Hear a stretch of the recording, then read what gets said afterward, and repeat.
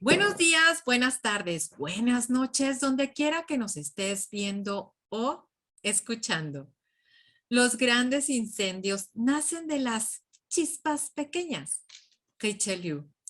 Yo soy Verónica Zambrano, secretaria de Gestión y Promoción Profesional de la Federación de Colegios de Arquitectos de la República Mexicana, AC, y les doy la más cordial bienvenida a este Café Arquitectura de la FECARM, con el tema Coordinación Metropolitana.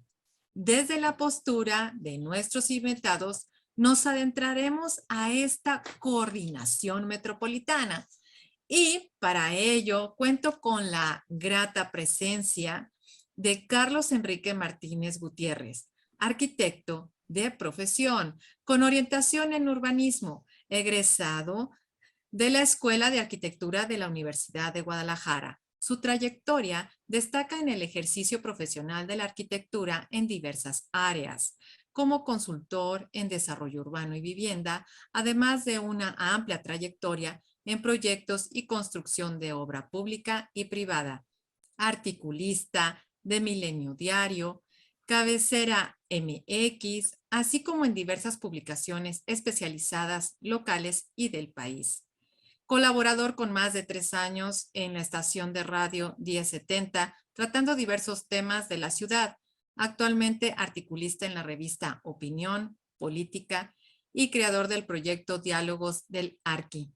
Conferencista en varios simposios y coloquios, ponente en diferentes partes del país con temas como la ciudad, el desarrollo urbano, movilidad, legislación urbana, proyectos ejecutivos, entre otros. Una larga trayectoria de participación en los organismos de la sociedad como presidente del Colegio de Arquitectos del Estado de Jalisco, ex coordinador general del Consejo Estatal de Desarrollo Urbano, ex consejero de Zapopan ante el primer Consejo Ciudadano Metropolitano, primer presidente del Consejo Ciudadano de Control del municipio de Zapopan, candidato a procurador del Desarrollo Urbano del Estado de Jalisco, exsecretario de Desarrollo Profesional Continuo de la Federación de Colegios de Arquitectos de la República Mexicana, AC, y actualmente consejero por Zapopan en el Consejo Ciudadano Metropolitano. Bienvenido, Carlos, ¿cómo estás? Es grato recibirte aquí en este Café Arquitectura de la FECARM, tu casa. Gracias, Verónica, muy amable y muy distinguida tu invitación. Muchas gracias, muy honrado con esa invitación. Y bueno, después de lo que oí, de todo lo que dijiste de mí, dije, con razón, no tengo dinero, no trabajo, ya me di cuenta. Entonces, pero bueno, yo encantado de seguir participando en el tema de los ciudadanos. Soy un convencido de la participación ciudadana y bella oportunidad por tu invitación, Verónica, estar aquí compartiendo con el invitado o los invitados que tienes hoy, que pues son invitados del grupo, ¿no? Muchas gracias, es muy amable. Sí, y viene acompañado por el doctor Mario Silva. El doctor Mario Silva Rodríguez cuenta con más de 15 años de experiencia en temas de movilidad sustentable y políticas públicas de transporte como activista, docente, consultor, académico y ahora como funcionario público. Licenciado en Relaciones Internacionales por el Instituto Tecnológico de Estudios Superiores de Occidente, conocido como el ITESO, con maestría en Gobierno y Administración Pública Estatal y Municipal por el Colegio de Jalisco, y doctorado en Educación con especialidad en Mediación Pedagógica por la Universidad La Salle, Costa Rica. Se desempeñó como director de Movilidad y Transporte del Gobierno Municipal de Guadalajara del 2015 al 2017, donde impulsó programas como banquetas libres y Aquí hay lugar, para priorizar los derechos de la movilidad de los peatones, ciclistas y usuarios del transporte público.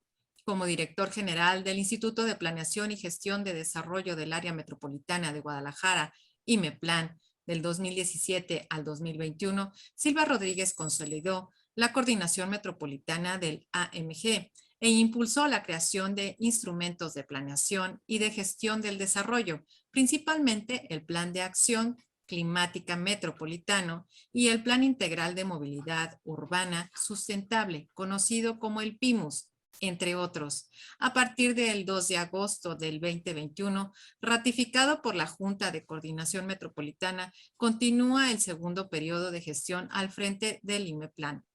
Bienvenido, doctor, bienvenido, Mario, a este Café Arquitectura de la FECARM. A nombre del presidente, el arquitecto Marco Antonio Vergara Vázquez, le doy la más cordial bienvenida a esta su casa, la Federación. Gracias por aceptar nuestra invitación. Gracias, Verónica. Al contrario, reiterar el compromiso y la apertura de IMEPLAN para poder dialogar sobre el trabajo que se está haciendo a nivel de la coordinación metropolitana. También saludar a Carlos, uno de nuestros consejeros ciudadanos metropolitanos, y bueno, a toda la gente, tanto de la Federación como personas que están interesadas en este tema, pues un saludo y aquí contento de platicar con ustedes. Muchísimas gracias. Y bueno, la delimitación de las zonas metropolitanas contribuye a establecer un marco de referencia común en esto que tiene como objetivo fortalecer y mejorar las acciones de los tres órdenes de gobierno en la planeación y gestión. Una zona metropolitana es el conjunto de dos o más municipios o demarcaciones territoriales en los que se localiza una ciudad de 50,000 o más habitantes, cuya área urbana, funciones y actividades rebasan el límite del municipio o demarcación que originalmente la contenían, incorporando como parte de sí misma o de su área de influencia directa a municipios vecinos, predominantemente urbanos, con los que mantienen un alto grado de integración socioeconómica. Adicionalmente, se considera como zona metropolitana a todos aquellos municipios, demarcaciones territoriales o asentamientos humanos que contienen una ciudad de 1,000,000 o más habitantes, o aquellos con ciudades de 250,000 o más habitantes que comparten procesos de conurbación con ciudades con los Estados Unidos de América. Las zonas metropolitanas son prioridad de las acciones y políticas públicas de los gobiernos federal, estatal y municipal, no solo por la persistencia de rezagos en materia de equipamiento, infraestructura y servicios urbanos básicos, sino por las oportunidades en que ellas se presentan de empleo e ingreso para la población de los quien los habita o para los que emigran o migran del campo a las ciudades. En el año 2011 surge en el estado de Jalisco una ley, la Ley de Coordinación Metropolitana. A mí me gustaría saber más ¿qué es, de qué se trata esta ley que surge en el estado de Jalisco y cómo es que es creada esta ley? Bueno, creo que podríamos dar un paso un poco más atrás en el tiempo, Verónica, para hablar de la reforma a la Constitución de Jalisco, que ocurrió poco antes de la publicación de la Ley de Coordinación Metropolitana para nuestro estado, y que en dicha reforma constitucional que ocurre en el año 2007, hay una situación particular diferente al resto del país, que es que se vuelve obligatoria la coordinación metropolitana en Jalisco. En muchos lugares la interpretación del 115 constitucional deja abierta la puerta a interpretar o entender que la vinculación entre dos municipios que comparten un mismo territorio urbano, pues está sujeto solo a la colaboración y que no hay obligación de coordinarse para empezar con temas que van desde la planeación hasta la prestación de servicios, la movilidad, por mencionar algunas cosas. Ese es el antecedente que tenemos. Se modifica la Constitución, se vuelve obligatoria la coordinación, le dan la facultad al Congreso de Jalisco para decretar áreas metropolitanas. Notarás que nosotros no utilizamos el término zona metropolitana, puesto que por nuestra Constitución, al hablar de una área metropolitana, tiene implicada una serie de derechos y obligaciones. Y un tercer elemento es que una vez que se crea un área metropolitana, debe instalarse un sistema de coordinación. De forma complementaria, viene posteriormente la ley que establece cuál es la relación que las tres instancias principales, la Junta de Coordinación, que es el ente político, el Consejo Ciudadano, que es el ente social, y el IMEPLAN, que es el ente técnico, deben de tener. Y bueno, el sistema logra implementarse gracias a la presión de activistas, profesionistas, asociaciones vecinales, universidades, que se agruparon a través de lo que se conoció como la Asamblea por la Gobernanza Metropolitana. El arquitecto Martínez y tu servidor participamos desde distintos espacios en ese proceso. Estaba ya la Constitución modificada, estaba ya la ley, y en el año 2012 se instala la Junta de Coordinación, y en el año 2014 el IMEPLAN, y empieza a sesionar el Consejo Ciudadano. Es una breve síntesis de la historia, es más conflictiva que esto, porque hablar de coordinarse implica ceder soberanía, implica poner recursos no necesariamente económicos en común y trabajar con asimetrías de gobiernos municipales, que unos tienen más información, más presupuesto, obviamente más problemas, frente a otros que no tienen esa posibilidad. Pero ha sido un proceso muy interesante y bueno, podríamos sintetizarlo en esa historia. Sí, estaba viendo, por ejemplo, que en la declaratoria del área metropolitana de Guadalajara por el Congreso del Estado en 2009, se integró por 8 municipios, ¿verdad? Que es El Salto, Guadalajara, Ixtlahuacán de los Membrillos, Guanacatlán, San Pedro Tlaquepaque, Tlajonulco de Zúñiga, Tonalá y Zapopan. Eso es lo que corresponde, ¿verdad? Así es, y posteriormente el Congreso anexó un 9º municipio más, que es el municipio de Zapotlanejo, y en el 2015 el estudio de delimitación de zonas metropolitanas que elaboró el INEGI, la CONAPO y la SEDATU, bueno, el INEGI y la CONAPO fundamentalmente, la SEDATU también ha estado participando, pero desde el 2010, que no existía la SEDATU, lo hacían solamente estas dos instituciones, anexaron un 10º municipio, que es el municipio de Acatlán de Juárez. Sin embargo, bueno, los municipios que tenemos firmado el convenio de coordinación son esos 8 que mencionaste, sumado al municipio de Zapotlanejo. Ya, perfecto. Carlos, ¿algo que quieras comentar al respecto? No, bueno, ha sido un caminar que bien Mario lo sintetizó muy bien. Y añadiría básicamente desde la óptica de los ciudadanos que a raíz, como bien dice Mario, que en el 2014 se crea directamente lo que es el reglamento de la ley y le da vida al IMEPLAN y también le da vida al Consejo Ciudadano Metropolitano, de los cuales pues van 4 consejos, cada 2 años se renueva, perdón. Y bueno, pues el primero fue del 2014 al 2016 hasta llegar a esta 4ª generación, vamos a llamarlo así, o este 4º consejo, en el que está en su transcurso y termina en este año. Y bueno, pues realmente son trabajos que no habían antecedentes en el país, se ha ido creando todo, obviamente los directores del IMEPLAN que han estado y últimamente más con Mario, que ha sido muy activo en ese sentido, porque además empezó a trabajar Mario desde las instancias de la ciudadanía, ¿no? O sea, con Mario tenemos una relación de muchísimos años, no digo cuántos porque sale a reducir la edad, por supuesto, pero la realidad ha sido de que cada quien desde su trinchera empezó esta preocupación de consolidar y ver a la ciudad como una sola y no como 8 o 9 territorios totalmente independientes y peleados muchas veces entre sí, ¿no? Entonces se ha ido construyendo todos los días, no hay nada escrito, hay modelos en otros países que no corresponden inclusive a nuestra idiosincrasia, a nuestra manera de ser, a nuestra problemática inclusive, ¿no?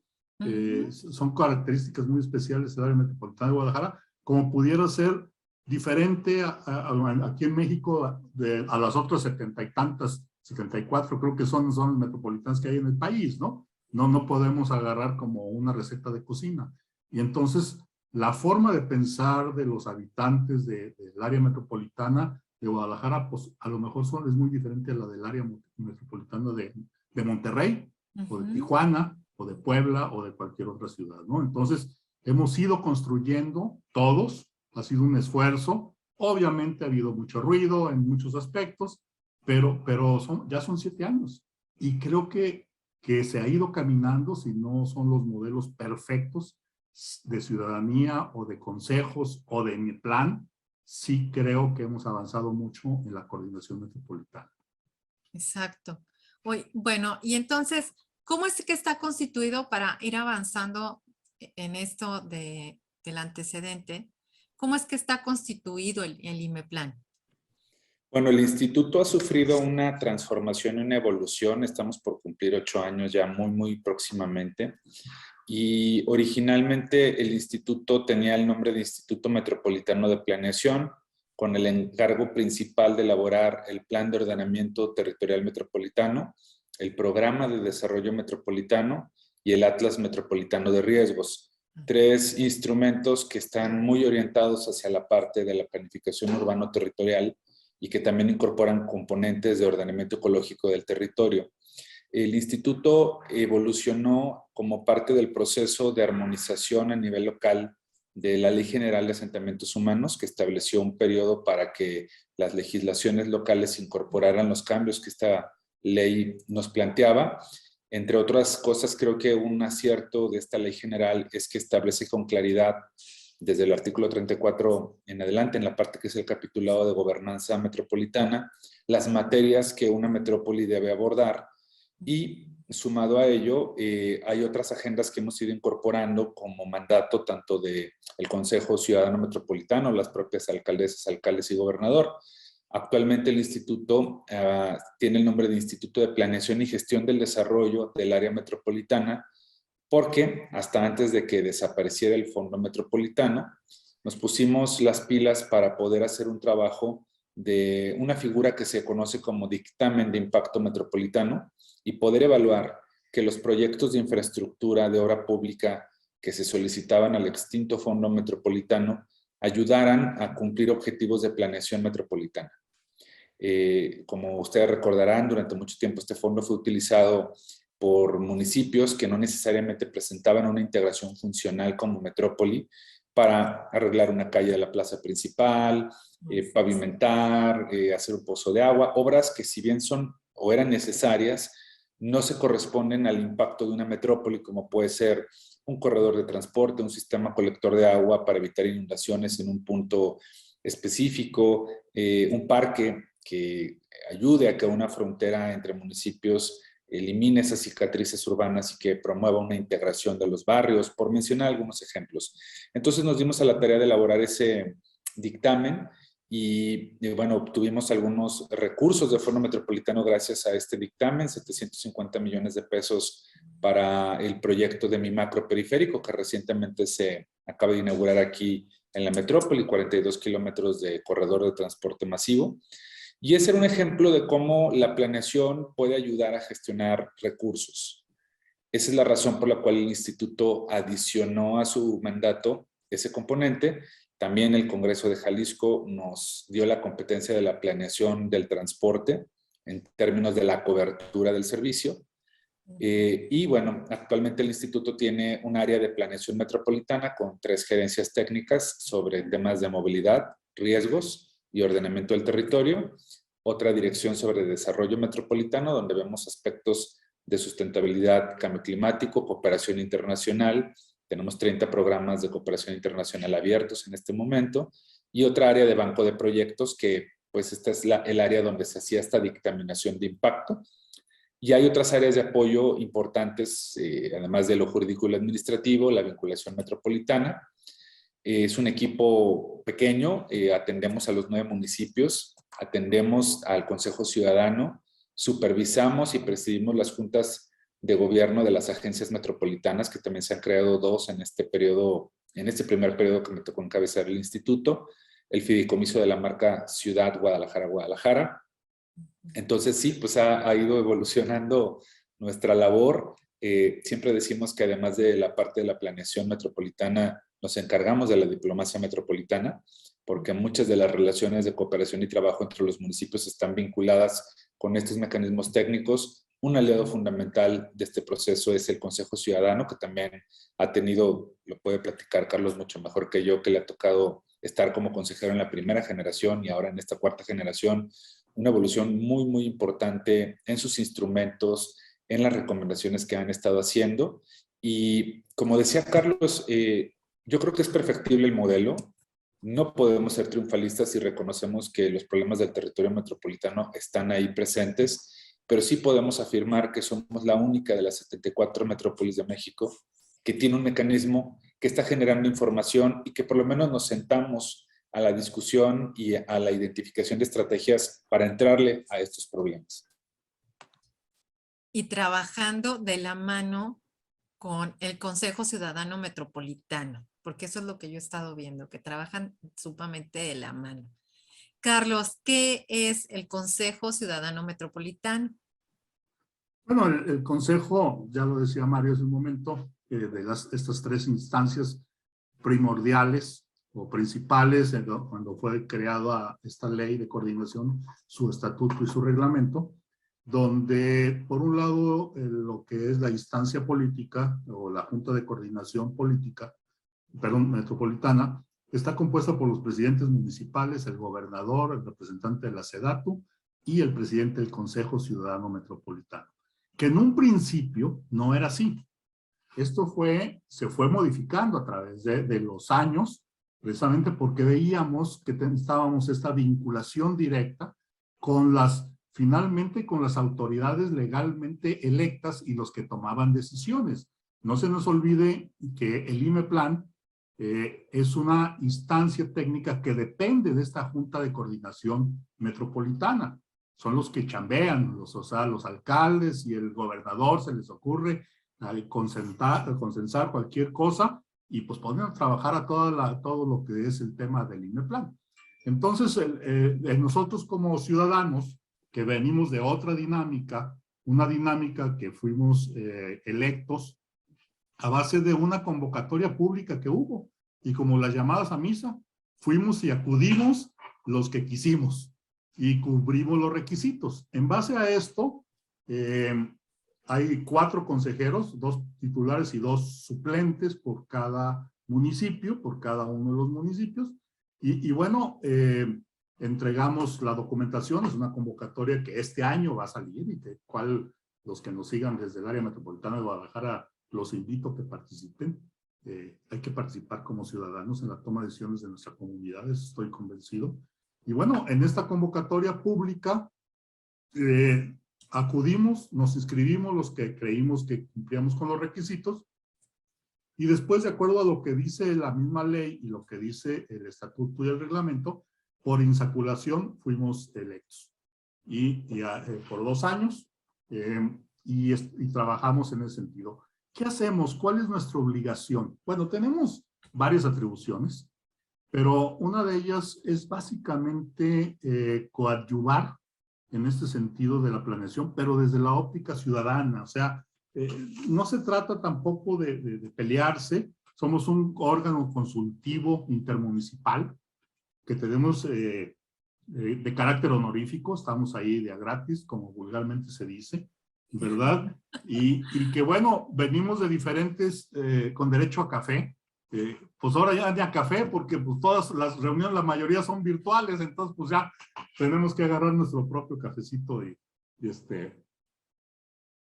porque ya las reuniones no dan para más en ese sentido, pero elaboramos análisis, recomendaciones a las diferentes instancias de coordinación metropolitana o ya sean los municipios, ya sean cualquier otro organismo que pertenezca a esto.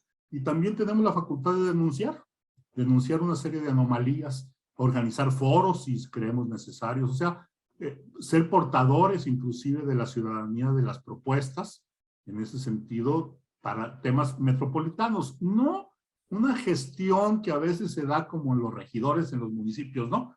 que van y acuden el líder de la colonia y que la lámpara no jala y cosas por el estilo, no. Más bien con temas metropolitanos y hay que ubicar a la misma ciudadanía que vivimos en una sola ciudad dividida administrativamente en 9 partes. Y funcionamos como tal. Nadie me pide un pasaporte de pasar del municipio de Zapopan a Guadalajara o de Guadalajara a Tlajomulco. Es una sola ciudad y así funciona. Todos los problemas son comunes en ese sentido. Y lo interesante es que nosotros desde Ciudadanos podemos proponer estos temas de coordinación que a lo mejor por la dinámica de los mismos gobiernos, de las mismas administraciones, no los alcanzan a percibir. Inclusive yo a veces censuro y les digo, miren, cuando llega un funcionario público a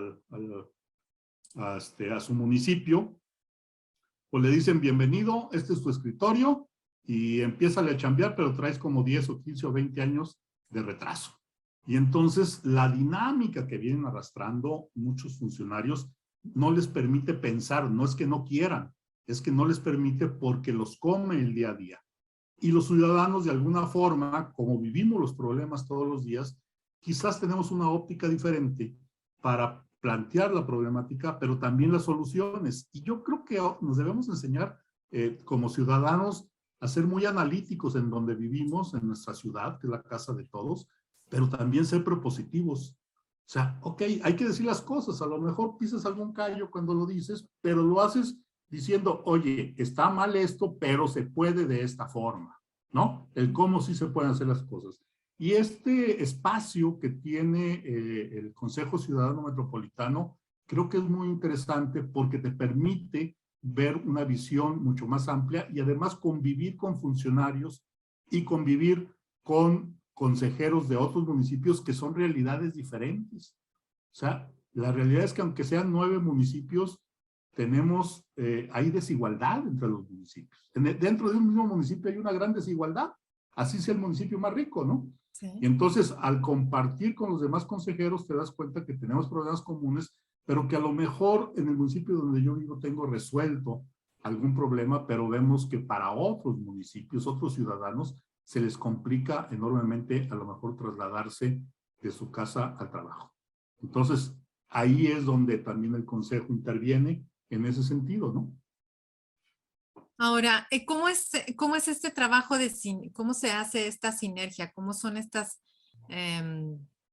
cómo se ponen de acuerdo todos para, por ejemplo, o sea, estamos hablando que hay 30 proyectos de cooperación actualmente, ¿no? ¿Cómo se ponen de acuerdo en estas mesas de trabajo para decir, sobre este proyecto voy a ir a trabajar? Proyecto es el que sale.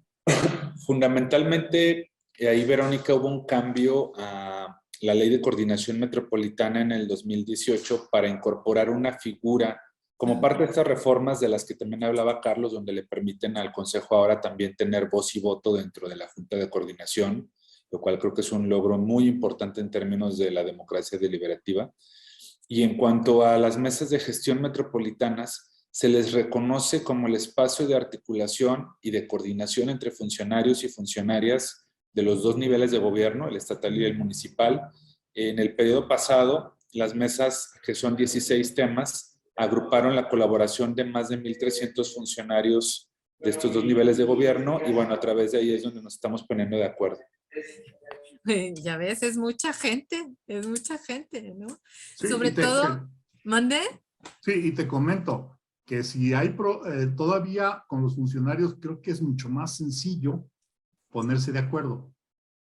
¿Por qué? Porque obedecen los funcionarios a una instancia superior que a lo mejor se acuerdan entre 2 o 3 presidentes municipales o la mayoría, en teoría es más fácil. Pero, y baja las instrucciones a las diferentes áreas de los temas específicos. Pero poner de acuerdo a los ciudadanos, que además no nos conocíamos, así tal cual.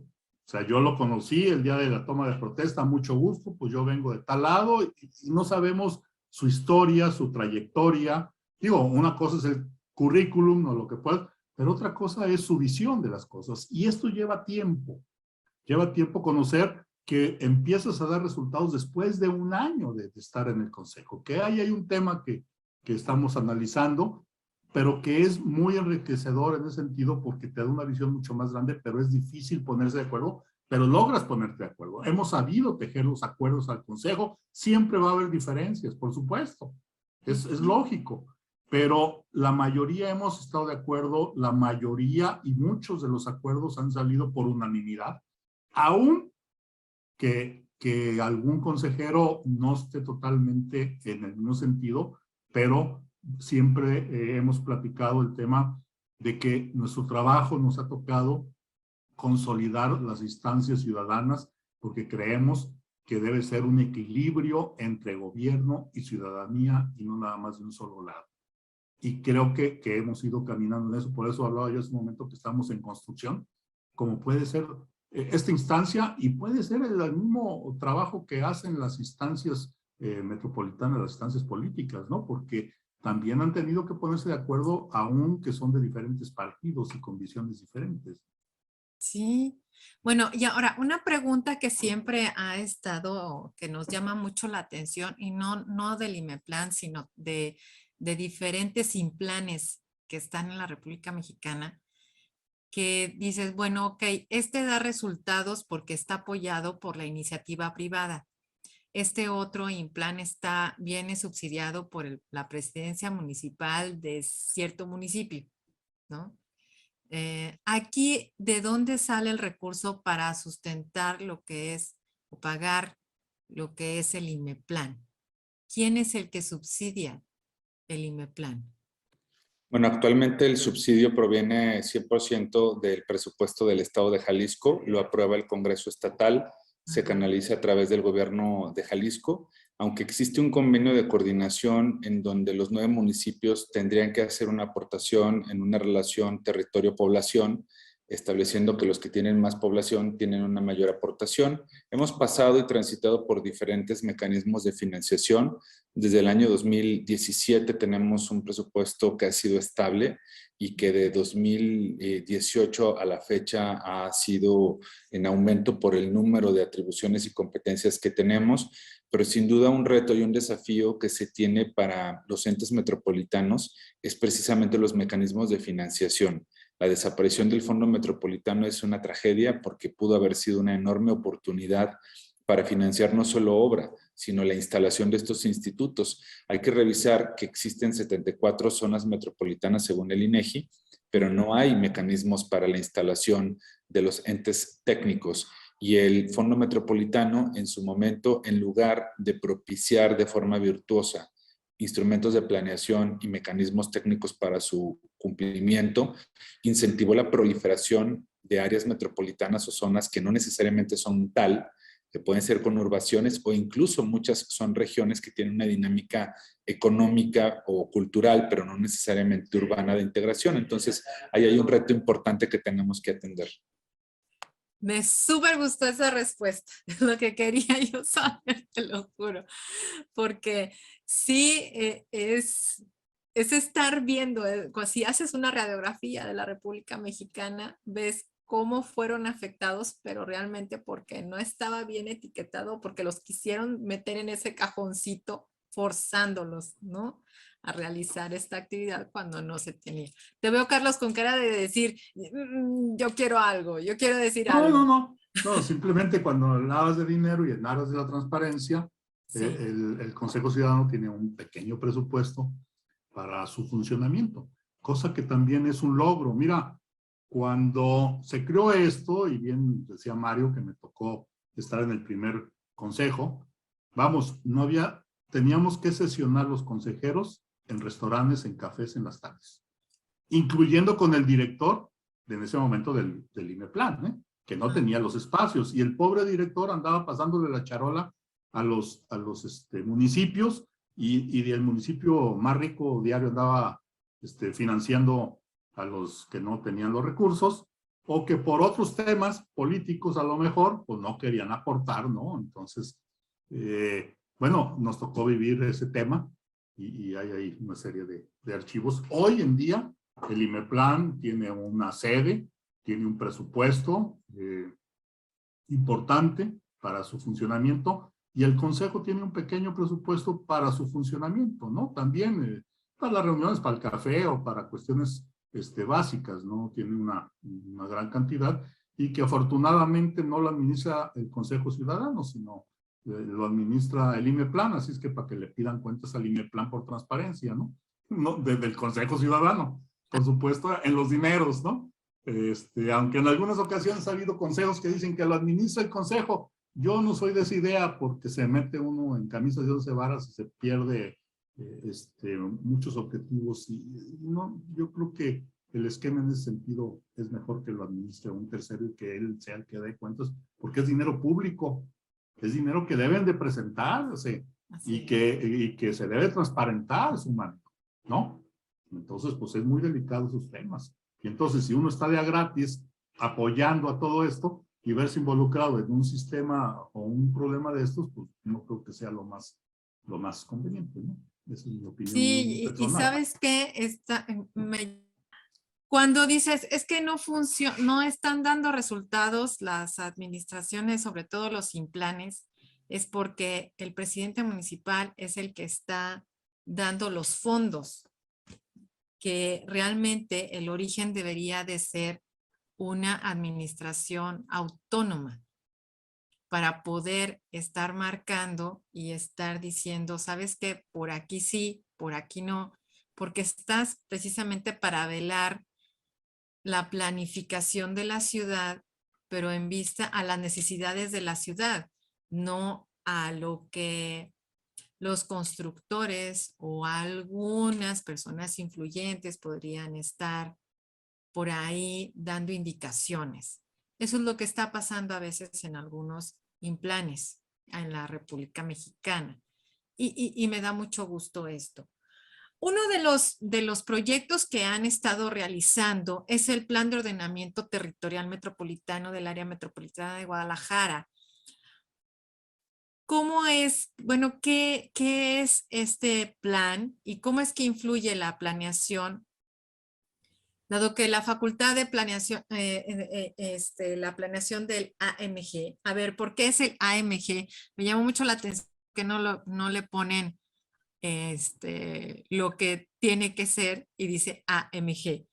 Dado que la facultad de la planeación es de los municipios de acuerdo con la Constitución.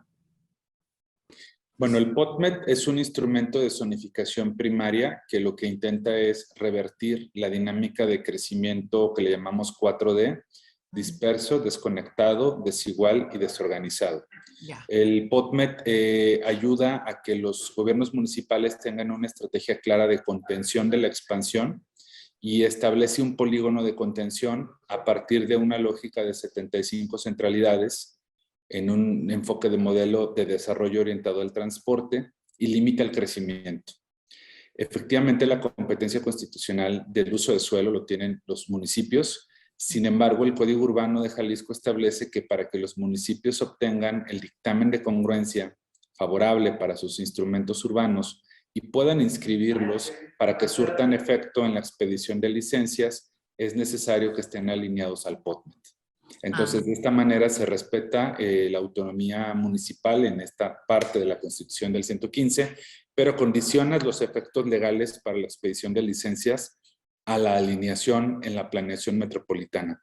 El POTMET se aprobó por primera vez, se hizo la primera versión del POTMET y fue aprobada por unanimidad, que ese proceso está establecido así por ley, debe ser por unanimidad de los 9 cabildos o plenos de ayuntamiento en el año 2016. Se puede revisar cada 6 años y en agosto de este año entraremos en revisión. A la fecha hemos revisado y observado 121 instrumentos municipales, entre programas municipales de desarrollo urbano, planes parciales de urbanización, planes de centro de población y planes de ordenamiento ecológico local, con más de 1,700 observaciones que pues han logrado ir alineando esta parte de la planeación urbano-territorial. Bueno, pero ahora, sacan las licitaciones y se generan estos planes directores de desarrollo urbano municipales. ¿Cómo es que llegan a converger o a generar Yo no sé por qué, pero bueno, hacen este mapeo, o sea, los insertas todos los planes directores municipales y generas el POMED. El POTMED se elaboró con una metodología que implicó el utilizar los instrumentos urbanos vigentes en ese momento. En algunos casos los municipios no tenían actualizados sus instrumentos. Y por el otro lado, un proceso de actualización y revisión en campo del impacto urbano que esos territorios tenían. A través de talleres sectoriales participativos, cada municipio fue aprobando y validando técnicamente su mapa municipal que se insertaba en lo particular a un mapa metropolitano en lo general, y el proceso jurídico normativo fue la aprobación a través de los plenos de ayuntamiento.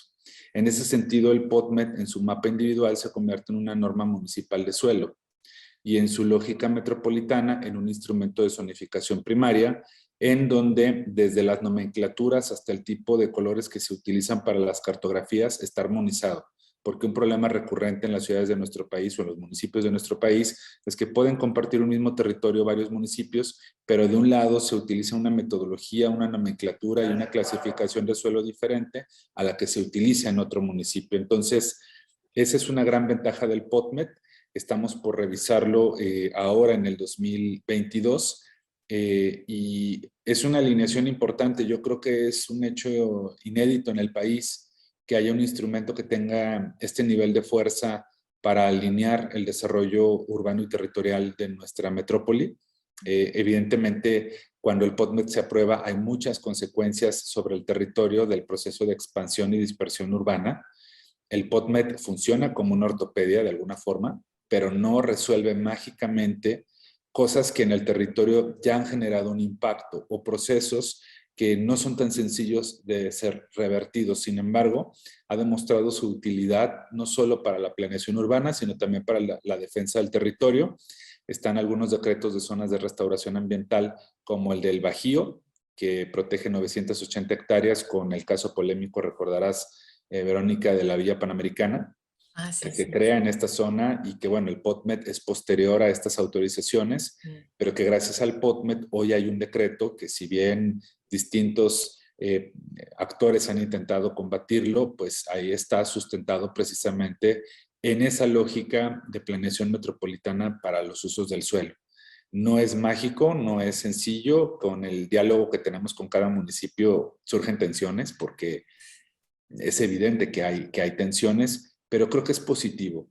Como te decía, son más de 1,700 observaciones que se han hecho alineando los instrumentos municipales, y creo que vamos a empezar a ver ya en muy poco periodo de tiempo el efecto del POTMED. Es muy joven la historia del POTMED y apenas en 2018 el primer municipio que incorporó algunos conceptos del mismo fue el municipio de Guadalajara, y ahora hemos tenido otros 4 municipios que ya están alineados a eso. Ya llevamos 5 de 9, pero vamos en esa ruta. No, pues felicidades. ¿Cómo interviene, Carlos? ¿Cómo está interviniendo el Consejo Ciudadano Metropolitano? ¿Cómo es que interviene en esta elaboración del POTMED? Bueno, en su momento, cuando se hizo la primera y única versión, ¿no? Del famoso POTMED, bueno, lo que se hicieron fueron una serie de mesas de trabajo donde se hizo una convocatoria abierta a los diferentes actores de la sociedad para hacer esta mecánica de una planeación participativa, ¿no? En ese sentido. Y además fue bien interesante en su momento, porque en cada mesa de trabajo había funcionarios, pero había gente de la sociedad, y entonces se trabajaba en estas mesas y cada quien veía su visión en cuanto a lo metropolitano por un lado, y ahí se empezó a tejer en ese sentido algunos aspectos. Otro, pues obviamente hubo una metodología que debería de tener es un trabajo muy extenso. Quiero hacer el comentario de que en el área metropolitana de Guadalajara había habido varios intentos por tener un documento general que pudiera ordenar el territorio. Y eso le estamos hablando desde 1990 y tantos, 92, 90 y tantos, que por ahí básicamente que se había hecho varios intentos y no habían progresado por una cosa o por la otra, pero al final también la misma Constitución, el 115 constitucional, obliga a cada municipio a hacer sus regulaciones del suelo y sus permisos y todos estos rollos, ¿no? Entonces, de ahí también nace y surge esta posibilidad que decía Mario con el arranque de la plática, de modificar la Constitución para que hubiera una coordinación efectiva y ver a la ciudad como uno solo. Y a partir de ahí poder, en determinado momento, poder trabajar las demás instancias. Y esto, obviamente, todo este andamiaje que se tuvo que hacer, también desde la ciudadanía, si se tuvo que hacer desde el punto de vista del gobierno, por supuesto, desde la ciudadanía también se empezó a explorar estos mecanismos para decir, oigan, pues vámonos poniendo de acuerdo y qué opinamos desde la ciudadanía. Y así fue como se fue tejiendo este PodMed, obviamente con visiones diferentes también. Yo creo que en ese primer consejo ayudó mucho que prácticamente todos los consejeros titulares éramos arquitectos y había nada más un ingeniero civil, básicamente, ¿no? Y parece que había por ahí una ciudadana también, porque además lo que originalmente decía la ley antes que se modificara, pues eran estos instrumentos de planeación y había gente que les sabía muy bien al tema, ¿no? Entonces yo creo que eso fue muy sencillo. Hoy ya no es lo mismo, ya no hay tantos arquitectos, no sé si para bien o para mal, pero la realidad es de que también, pero el construir ciudadanía, el meterse a la participación ciudadana, tiene este riesgo que además son instrumentos sumamente técnicos, que hay que meterse, hay que estudiarle, hay que leerle, y el PodMed así está. Creo que el PodMed necesita efectivamente hacer una pequeña revisión en algunas cuestiones que en su momento quedaron un poco endebles, ¿no? Sino para fortalecer el documento. Y hoy tenemos también una nueva ley general de asentamientos humanos donde obliga que se incorporen otros elementos a esos instrumentos de planeación. Entonces ahí también el trabajo de los consejos ciudadanos, de los ciudadanos y de los organismos de la sociedad, pues debe ser fundamental, porque estamos acostumbrados que estos documentos de planeación, pues nada más participaban los grupos de interés, ¿no? Esa es la realidad. Y por yo creo que la ciudad es de todos y creo que todos debemos de trabajar en ese sentido y desde el Consejo Ciudadano se trabajó en ese momento, pero hoy se requiere una convocatoria mucho más amplia con visiones diferentes, porque hoy, aunque es muy poco tiempo, 7 años, la realidad es de que la sociedad ha avanzado bastante en muchos temas y hay nuevas agendas que están jugando, como la Agenda 2030, como lo que es la nueva agenda urbana, como el tema de una nueva legislación. Entonces, estos elementos obligan también a que se revise, pero también la visión desde los ciudadanos, la interpretación o la exigencia de algunos lineamientos que muchas veces las áreas de planeación de los municipios no los contemplan, ¿no? Sí, así es, Carlos. Y bueno, en noviembre del 2021, el IMEPLAN presentó el Atlas Metropolitano de Riesgos, el trabajo que se realizó en colaboración con el Instituto de Geografía de la Universidad Nacional Autónoma de México. ¿Nos podrían explicar brevemente cómo es que está integrado este instrumento público? Bueno, el Atlas de Riesgos es el primero en su tipo a escala metropolitana. Hay que reconocer que el tema de riesgos urbanos tiene un rezago importante a nivel de los instrumentos municipales. Los datos del propio Instituto de Geografía y de otras instancias nos dicen que estamos hablando de un aproximado de 11-12% de municipios del país que cuentan con estas herramientas y presentan una desactualización importante. El análisis de los riesgos es fundamental para tomar decisiones sobre el territorio. Para nosotros fue un proceso complejo porque, al igual que con el caso del PodMed, hay que integrar la individualidad de cada municipio, integrar la información actualizada o un poco desactualizada que pudieran tener en su momento y también plantear que por primera vez se hacía un instrumento de escala metropolitana, lo que metodológicamente tiene un reto fuerte. Lo hicimos con el acompañamiento también del Centro Nacional de Prevención de Desastres. Fue un proceso de casi 3 años. Lo conveniamos con la UNAM precisamente pues, buscando este respaldo técnico y entregamos el instrumento el pasado finales de noviembre para que los municipios pudieran hacer el mismo proceso de aprobación por plenos de ayuntamientos. Ya llevamos 5 gobiernos municipales de los 9 que han aprobado el Atlas. Es una primera entrega que se concentra en riesgos hidrometeorológicos y otros riesgos climáticos y algunos otros peligros como el tema de los incendios forestales. Tenemos una superficie forestal importante en los municipios de Zapopan, Tlajomulco, Ixtlahuacán, Juanacatlán y Zapotlanejo. Y por otro lado, bueno, se complementa con el trabajo que ya habíamos hecho del análisis de riesgos climáticos de nuestro Plan de Acción Climática Metropolitano. El resultado es esta primera entrega con cartografías que además todas estas cosas de las que hablamos, Verónica, las pueden consultar en la página del INMEPLAN, en la categoría del Sistema Integral, el Sistema de Información y Gestión Metropolitana. Ya ahí tenemos cargadas las capas del Atlas de Riesgos. Va a permitir a los municipios tomar decisiones, actualizar sus propios instrumentos y pues avanzar en ese sentido. Ahora, la información baja, ¿cómo es que se cercioran que esta información realmente sí baje al municipio y que el municipio no cambie una entre el uso de suelo y otra sea también lo de la cuestión de los riesgos? ¿Cómo cerciorarse que el municipio sí está tomando en cuenta todos estos trabajos que está haciendo el INMEPLAN? Bueno, las aprobaciones de la Junta de Coordinación Metropolitana, donde votan los alcaldes, alcaldesas y gobernador, sumado a que posteriormente estos instrumentos pasan por las máximas niveles de decisión, que son los plenos de ayuntamiento o los cabildos, garantiza al nivel político y normativo un nivel de compromiso. Evidentemente no hay blindajes.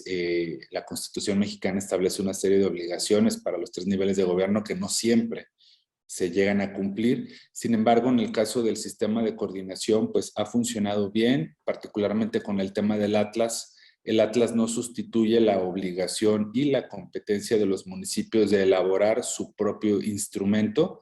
La diferencia es que en el caso del Atlas Metropolitano pasa por un proceso de validación técnico-política y jurídica, y en el caso de los atlas municipales, pues un municipio puede publicarlo sin que necesariamente esté votado por un ayuntamiento en pleno, por regidores y regidoras. En el caso de nosotros sí funciona con ese mecanismo. Perfecto. Bueno, Jalisco y el área metropolitana de Guadalajara recibieron recientemente el Premio de la Acción Climática Global bajo la categoría de líderes climáticos por el esfuerzo de coordinación a través del Plan de Acción Climática del área metropolitana, el PAC-METRO, en el marco de la Conferencia de las Naciones Unidas sobre el Cambio Climático, la COP26.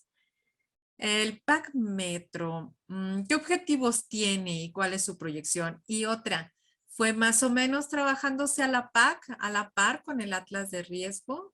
Sí, ¿verdad que sí? ¿Y cómo fue que sale esto? A ver, ¿y cómo también es que intervino el Comité Ciudadano? Porque pues no es así como que nada más de uno solo. Bueno, en el caso del PAC-METRO se trata de un instrumento de planeación que establece metas, acciones y estrategias que están enfocadas a que la metrópoli reduzca la cantidad de gases de efecto invernadero. Son 18 millones de toneladas anuales, de las cuales 16 millones están concentradas en 3 sectores: energía, transporte y residuos. El PAC-METRO tiene como objetivo alcanzar la carbono neutralidad al 2050, está alineado al Acuerdo de París, precisamente en esa dinámica o en esa lógica, y tiene un primer corte de cumplimiento al 2030. Estamos identificando medidas que permitan precisamente la reducción de estos gases. Tiene 3 enfoques: uno es el de la mitigación, otro es el de la adaptación y otro es el de la inclusión y gobernanza. y está también ratificado por los 9 municipios metropolitanos. Y en este caso el reconocimiento que recibimos por parte de Naciones Unidas se centra en el esfuerzo de que los gobiernos locales, el gobierno estatal y de la mano con el sector social, tanto con el Consejo Ciudadano Metropolitano como con la Alianza para la Acción Climática de Guadalajara, que es un esfuerzo empresarial, social y académico que está aquí a nivel local, pues tengamos esta hoja de ruta precisamente para saber qué tiros de precisión hay que dar para lograr la disminución de los gases contaminantes. Entonces, se elaboró desde 2018 con el acompañamiento de la red C40, que es una red de ciudades que buscan el liderazgo climático frente a la imposibilidad de que los países movilicen soluciones de manera acelerada. Se reconoce que las ciudades son un espacio que permite precisamente esa posibilidad y precisamente, bueno, con ellos hemos estado elaborando. Tiene un enfoque que es basado en evidencia científica. Las acciones que ustedes pueden ver en el PAC-Metro son acciones que están diagnosticadas con modelación de emisiones, con modelación de riesgos climáticos y que proyectan a lo largo del tiempo de una manera tendencial cómo vamos a ir reduciendo estos impactos precisamente para evitar efectos que ya estamos padeciendo, olas de calor, inundaciones, movimientos en masa y que sobre todo le están afectando a las poblaciones más vulnerables. Lo que encontramos con el diagnóstico del PAC-Metro es que las poblaciones que viven en mayor marginación económica y social son las que también van a enfrentar de manera más crítica los riesgos climáticos. Entonces, por eso se habla del PAC-Metro con un enfoque de inclusión, porque tenemos que trabajar transversalmente políticas sociales para también atender estos segmentos de población, porque no nos afectará igual. El cambio climático y la crisis climática van a profundizar la desigualdad y ese es un asunto que se tiene que poner en la mesa. Sí, así es. Carlos, cuéntanos, ¿cómo ha estado colaborando la ciudadanía, el Consejo Ciudadano en estos proyectos, tanto en el Atlas como en el PAC-Metro? Mira, yo creo que ambos instrumentos que son elaborados por el IMEPLAN a través de consultores externos o en sus propias instalaciones, nosotros hemos ido acompañando al IMEPLAN en algunas mesas de trabajo, pero el trabajo más fuerte vendrá hoy que están los instrumentos, porque de nada sirve tener un documento como el PAC-Metro de 10 y nota y estrellita en la frente para Mario y los que lo elaboraron, si no se baja a la ciudadanía y si no se difunde. Y este es un esfuerzo que debe de hacerse entre la sociedad y el gobierno. De nada va a servir tener buenos instrumentos si no los ponemos en práctica. Y esto es un plan a largo plazo.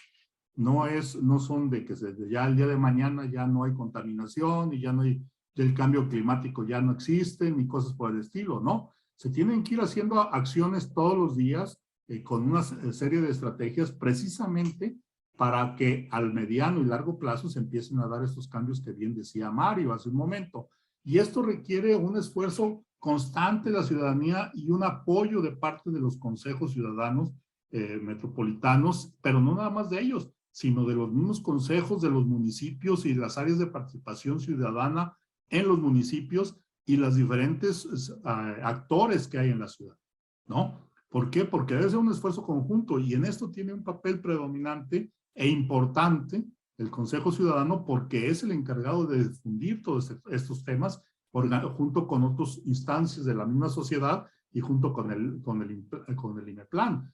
Obviamente habrá acciones que se tienen que implementar, pero habrá diferencias en cuanto a su visión de la implementación, porque la visión del ciudadano, quizás lo ideal es lo que planteé algún técnico en algún documento, pero a lo mejor desde los ciudadanos creemos que no puede ser posible o que puede traer un conflicto social. Entonces tenemos que ir trabajando de la mano en ese sentido, precisamente para que se pueda lograr estos instrumentos. Déjame decirte, Vero, que no nada más es uno de los temas estos, ni tanto del tema del cambio climático o del PAC-Metro, ni lo que es el tema de atlas de riesgo, sino de que el Consejo ha estado trabajando en mesas constantemente, en mesas metropolitanas en diferentes temas. Y no nada más, y ahí está, y además estas mesas metropolitanas donde trabajan temas muy específicos, además hay grupos de trabajo. Y por poner un ejemplo, hay una mesa que incluso me toca participar a mí, que es la mesa de seguridad estructural, pero se divide en 3 grupos de trabajo. Uno, específicamente la seguridad estructural en las construcciones, pero otra, una normativa general en el tema de licencias de construcción, en el tema de directores responsables, en todo este tema de gestión del desarrollo. Y otro grupo de trabajo en el tema de esta eficiencia energética en las construcciones, ¿no? O sea, en una sola mesa hay 3 grupos de trabajo donde estamos presentes los consejeros. Pero hay varias mesas, ¿sí? 10, 12 o 14 mesas, no sé cuántas. Y ahí estamos los consejeros participando de la mano y dando nuestro punto de vista y viendo y discutiendo lo que vemos desde la ciudadanía algunos temas. Es por un lado, pero también el mismo consejo ha establecido e impulsado mesas de trabajo, aunque parezca increíble, el tema del agua no se veía de una manera integral en el área metropolitana de Guadalajara. Hay una instancia que maneja el agua metropolitana, bueno, casi, pero hay otros sistemas de agua. Y entonces el Consejo Ciudadano propuso que hubiera una mesa especial de la gestión integral del agua, porque no nada más es el tema de sácale agua a la presa o al lago de Chapala o como sea, y tapa las fugas o cóbrales, ¿no? O sea, yo creo que va mucho más allá en las políticas públicas en ese sentido y donde el Consejo Ciudadano propuso, se creó, se planteó al pleno de lo que es la instancia de coordinación, lo abrazaron, se sumaron todo lo que son las instancias de gobierno que tienen que ver con ese sentido y se empieza a trabajar, que además el problema del agua es un problema fuerte que no creo que sea exclusivo de Guadalajara, ¿no? Y entonces es un modelo que desde la instancia ciudadana se propuso y sociedad y gobierno van a empezar a buscar las alternativas en ese sentido, precisamente porque en los pocos años pues vamos a tener problemas más fuertes de los que ya estamos viviendo hoy en día. Entonces, más o menos ese es el panorama, Vero, de lo que interviene en todos estos instrumentos y en todos estos temas metropolitanos, el Consejo Ciudadano Metropolitano y los consejeros que además pues le echan muchas ganas. Esa es la realidad, hay que reconocerlos que trabajan mucho en ese sentido porque pues todo el mundo tenemos nuestro trabajo y la realidad es que yo veo, por ejemplo, al presidente del consejo que le dije, oye, pues yo creo que tú eres rico, maestro, porque en la mañana, tarde y noche te veo ya en reuniones de 20,000 cosas, ¿no? Y en ese sentido, yo creo que un reconocimiento quiero aprovechar desde aquí, un reconocimiento a todos mis compañeros consejeros que cada quien en sus limitaciones de horario sobre todo, hay amas de casa, jóvenes, estudiantes, que bueno, pues que ahí están y están trabajando por los demás. Esa es una realidad y eso hay que decirlo, ¿no? Sí, sí, sí, sí. Y fíjate cómo hemos avanzado porque efectivamente se crean muchos proyectos, se crean muchos instrumentos políticos, públicos, pero ahora les pregunto, ¿cómo van a ser estas estrategias de implementación para que funcionen? Porque, por ejemplo, lo de precisamente, ay, lo del PAC Metro debe de ir un poco también ligado con lo que es el sistema de transporte del área metropolitana. ¿Cómo va a bajar para que realmente se implemente, para que tenga resultados, para que no quede nada más en un instrumento político público? ¿Cómo es que qué acciones se van a hacer? ¿Cómo es que se van a trabajar con los municipios para que esto funcione y que estos instrumentos realmente sean casos de éxito? No nada más dentro de un proyecto, de una planificación, sino que digamos, bueno, vamos a implementarlos, tenemos estos planes de acción ya. Bueno, mira, mencionar que el PAC Metro retoma acciones que ya están en operación. Ok. Por ejemplo, la ruta eléctrica que actualmente circula en el oriente de la ciudad tiene una flota de 38 unidades 100% eléctricas conducida en su mayoría por mujeres que forman parte del programa de mujeres conductoras y que pudo hacerse gracias a los planteamientos y estrategias del PAC Metro, gestionando cooperación internacional con Alemania. Esa ruta forma parte de las actividades concretas que el PAC Metro plantea. La apertura de la ruta de BRT en el anillo periférico, mi macroperiférico, con más de 41.5 kilómetros de BRT, el cuarto BRT más grande del mundo, el segundo más grande del continente y el primero más grande del país. Es otra de las acciones que están contenidas en los objetivos de mitigación en el sector transporte. Incrementar la infraestructura peatonal y ciclista más de 40% al año 2030 es una de las metas concretas del PAC Metro. Otra es que el parque vehicular privado se renueve en eléctrico en un 10.9% al 2030. Otra meta concreta es la sensorización de más de 235 kilómetros de vialidades de la metrópoli para funcionar con sistemas de movilidad inteligente. Ya estamos avanzando con el programa de semáforos inteligentes con esa meta. Entonces, el PAC Metro trae una serie de acciones muy concretas, tangibles, medibles, pero que parte también de las acciones que ya los gobiernos municipales y el estatal están ejecutando. Estamos hablando de 3 objetivos, 8 estrategias, 39 metas y más de 130 actividades concretas al 2030. Este es el primer corte de acciones al 2030 y hay una medición y una cantidad de gases de efecto invernadero que está identificada a ser reducida. Las metas que te comentaba son, por ejemplo, del sector transporte. En el caso del sector energía, viene una norma, ya lo decía Carlos, una norma de eficiencia energética en edificaciones. El 100% de las nuevas edificaciones deberán de tener sistemas de eficiencia en su envolvente y también en la incorporación de ecotecnias que permitan volver más eficiente el uso de la energía en el hogar. Y el 50% de las edificaciones ya existentes tendrán que entrar en un proceso de renovación para la incorporación de este tipo de sistemas. La matriz energética de la metrópoli tiene que cambiar en porcentajes, están establecidos. Ese es un reto mayor porque el país no está avanzando necesariamente en una reforma energética hacia las renovables y sabemos que esa es una materia 100% federal, aunque creemos que el Estado y los municipios tienen posibilidades de influir en ese apartado.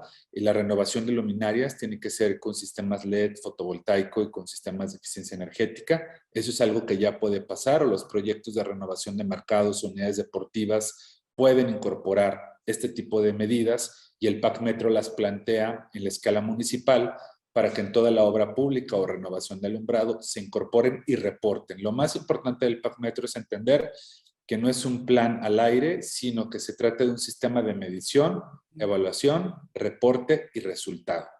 Tenemos aprobado ese sistema y en breve empezaremos ya a dar información del cumplimiento de esas metas y objetivos. Y finalmente, en el caso del sector residuos, nos estamos planteando el 2030 una reducción del volumen del 30% de los residuos que llegan a rellenos sanitarios o centros de economía circular. Esa es una medida muy, muy contundente y muy agresiva al mismo tiempo, porque durante la pandemia no solo no redujimos a nivel global el consumo de plásticos o el uso de algunas otras cosas que son desechables y no necesariamente revalorizables o reciclables, y la meta que tenemos metropolitana es esa, y en ese sentido tenemos un proyecto que nos está financiando la Unión Europea con 50 millones de pesos para la apertura de 9 centros de acopio comunitario de residuos, uno por municipio, que precisamente contribuyan a ese apartado. Entonces son algunos ejemplos de cómo en particular el PAC Metro no es un documento, aquí tengo unas notas que son de otra cosa, las uso como para decir, no es un papel que está escrito, sino que ya hay programas que se están implementando, políticas que están en operación. El reto es garantizar su continuidad y deben mantenerse al 2030. ¿Cómo lo podemos garantizar? Pues es algo que el propio Consejo, Carlos, otros colegas, otras compañeras y compañeros del Consejo nos han planteado, que es que el PAC Metro sea apropiado por la ciudadanía y que la propia ciudadanía lo exija. En el tema de la crisis climática hay muchos movimientos sociales, sobre todo de jóvenes, que están presionando fuertemente a que los gobiernos tomen acciones, y acá nos dará mucho gusto que nos presionen a cumplir la hoja de ruta que ya nos hemos planteado. Somos la única metrópoli, no solo del país, sino a nivel internacional, de las pocas que tiene claridad de qué pasos dar para enfrentar la crisis climática.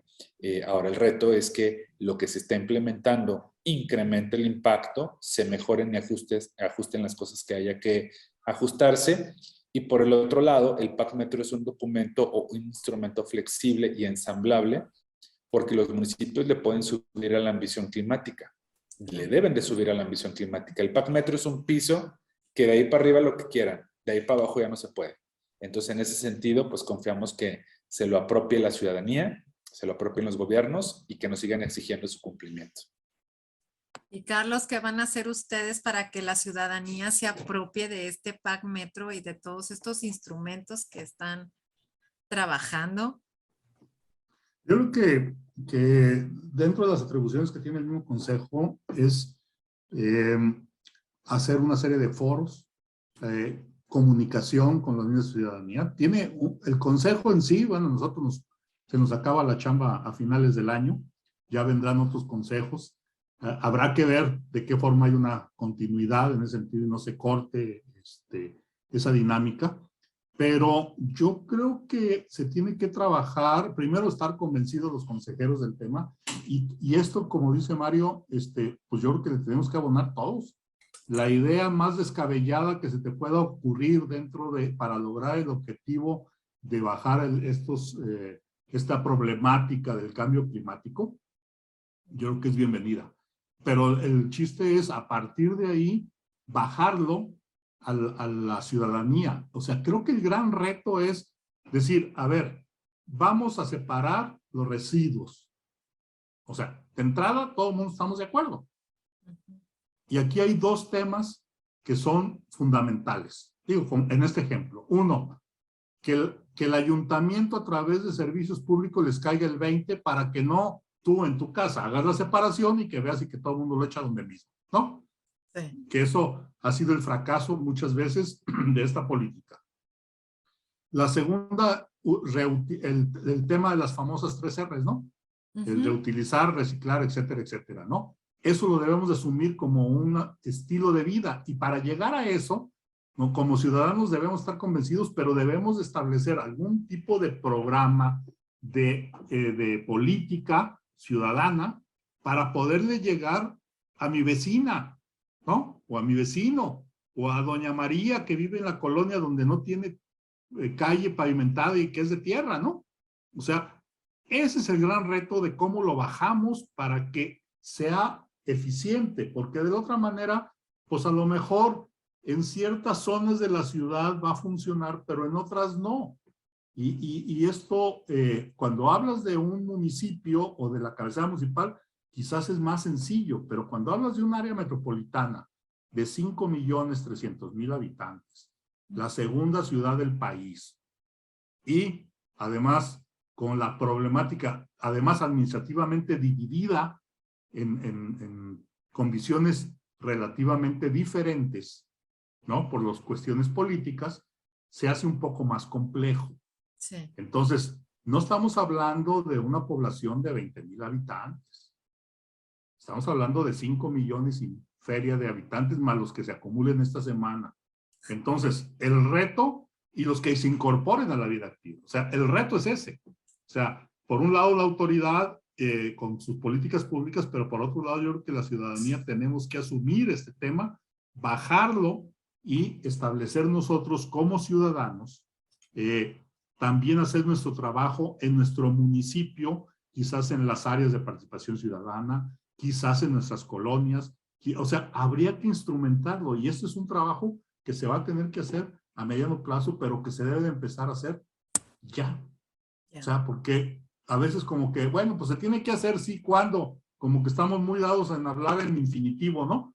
Sí, hay que hacerlo, sí, pero ¿cuándo? ¿A qué horas? ¿Dónde? ¿Con qué? Esos son los temas. Y a veces estas políticas públicas, estos instrumentos, ahí se quedan, ¿no? Como un mandamiento, pero que no te dicen ni cuándo, ni cómo, ni a qué hora, ni dónde, ni con qué, y con quiénes, además. Aparte.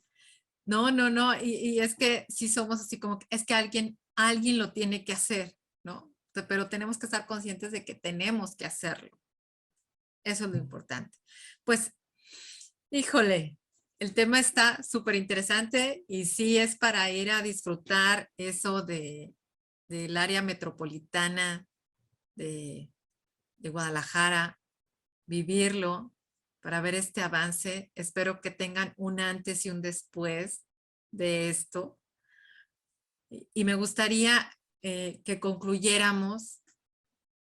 Mario, ¿con qué quieres concluir esta charla que podríamos estar aquí platicando porque realmente es algo que ya va avanzado y que es un ejemplo y que me gustaría que muchas zonas metropolitanas, pero realmente zonas metropolitanas conflictivas pudiesen estar tomando ejemplo de ello, porque debe de hacerse. Comentábamos en una ocasión el doctor Alfonso Iracheta y yo de la problemática cuando estaba gestando esta ley de asentamientos humanos y de ordenamiento territorial, estaba así gestándose.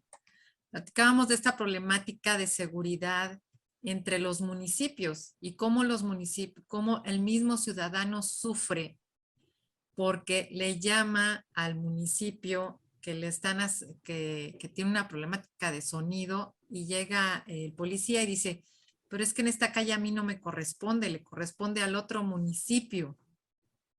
Y le hablan al otro municipio y el municipio tampoco se hace responsable. Entonces, sí hay esta falta de comunicación, esta falta de saber los límites territoriales también, hasta dónde compete un municipio y hasta dónde compete el otro. Y el ciudadano es el que sufre hasta en el suministro de agua que comentaba ahorita Carlos, porque el recibo le sale de un lado, el del agua, sobre todo los que viven en el límite, el recibo del agua es del uno y el de la luz es del otro municipio. Entonces, sí entramos en muchos conflictos precisamente administrativos públicos por no saber muy bien estas demarcaciones. Y sí me gustaría una conclusión al respecto. Pues Mario. agradecerles, Verónica, el espacio para poder platicar sobre el trabajo que hacemos. En otro momento valdría la pena hablar de límites territoriales, que también ya le entramos a ese tema y resolvimos más del 77% de los conflictos de la metrópoli en ese ámbito. Pero bueno, solo cerrar mencionando que pues este es un proceso dinámico y abierto. No creemos que somos un ejemplo, digamos, cada ciudad, cada metrópoli tiene su particularidad, condiciones políticas, presupuestales, normativas distintas, pero me parece que puede ayudar a compartir una experiencia, caminos andados, como CIS, algunos como no también. Creo que eso vale la pena revisarlo y pues agradecerles el espacio y ponernos como siempre a las órdenes para continuar con este diálogo. Muchísimas, muchísimas gracias y espero muy pronto vernos en persona. Carlos, ¿con lo que quieras concluir? Nada más invitarlos a todos, bueno, agradecerte la invitación otra vez, Vero, a la federación, por supuesto, al presidente, a Marco, un abrazo en ese sentido, y pues obviamente felicitarlos por este tipo de comunicación, que es diferente también, que la pandemia nos enseñó a comunicarnos de otra forma, ¿no? Sí. Pero se ha dado ejercicios interesantes como es este, que es más de charla, más de conocimiento de lo que se hace en otras partes del país, o de temas muy específicos, ¿no? Y también, por otro lado, invitar a todos los compañeros arquitectos y no arquitectos que nos estén viendo, que no se les olvide que hay muchas formas de participar como ciudadanos. O sea, tenemos los organismos normales, formales, tradicionales, diría yo, más que formales, tradicionales que son los colegios, las cámaras, las asociaciones en ese sentido, pero que también en la ciudad vivimos otros grupos de la misma ciudadanía, como son todos estos grupos emergentes, de grupos emergentes, de activistas, de colectivos, y que también ellos tienen mucho que decir en la ciudad, así como las estructuras formales de los municipios, que en todos los municipios se les llama diferente y que les cambian de nombre, pero finalmente los vecinos somos los mismos, ¿no? Y en un trienio les llaman los consejos municipales, en otros les llaman asociaciones de vecinos, pues somos los mismos changos, no nos vamos a cambiar de casa y seguimos viviendo en la misma colonia la mayoría de las gentes, ¿no? Y este es otro grupo, otro sector de la población, y también todo lo que son los líderes sociales, que participan de una forma o de otra, que tienen un liderazgo, y no hablo de los políticos, hablo de líderes que son reconocidos de alguna forma en su comunidad, y por supuesto, pues lo que es los medios de comunicación. O sea, estos grupos participan en la toma de decisiones de la ciudad, y a veces nos olvida y a veces nada más pensamos en la cámara fulana o perengana, o el colegio perengano, o lo que sea, y yo creo que son parte de las organizaciones de la sociedad, así haciendo un esquema muy rápido, y que tenemos los espacios para participar en el ámbito que nos competa o que nos guste. Y lo más importante es que participemos en la toma de decisiones de nuestra casa, que es la casa de todos. Muchas Así gracias, es. Vero. Te agradezco mucho. Agradezco infinitamente el haber compartido con nosotros. Ha sido una charla exquisita. Les recuerdo que seguimos en conteo para nuestros fans número 1 para la Taza de Oro 2022. Es importante que no solo le des like, sino que también compartas y comentes, y podrás estar en un café FECARM con tu Taza de Oro 2022. De igual manera, agradezco a nuestros seguidores FECARM en nuestras redes: Facebook, Instagram, Twitter, Spotify, YouTube. Mi nombre es Verónica Zambrano, secretaria de Gestión y Promoción Profesional de la Federación de Colegios de Arquitectos de la República Mexicana. Y esto fue Café Arquitectura de la FECARM. Hasta la próxima.